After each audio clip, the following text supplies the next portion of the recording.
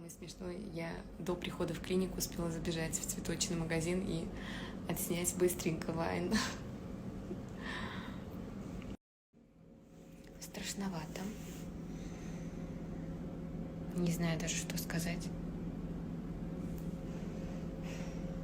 Лежу, жду, пока меня заберет анестезиолог. Такое чувство, как будто я перед экзаменом. Сейчас должен войти преподаватель и забрать меня. Страшно и волнительно, и не хочется. Отхожу от наркоза. Сказали не спать. Чувствую себя нормально. Только голос сел.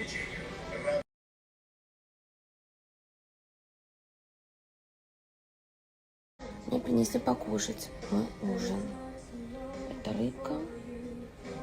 Еще что-то там.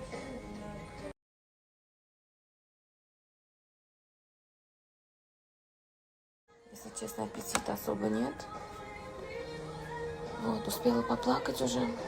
Поэтому у меня такое лицо измученное. Как-то так.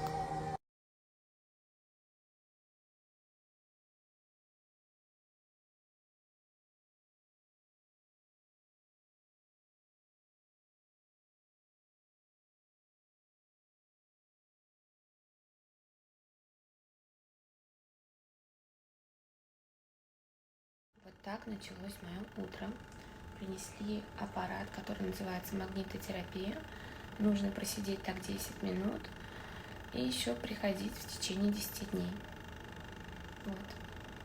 Мне принесли завтрак. Вот он. Кофе. Ура!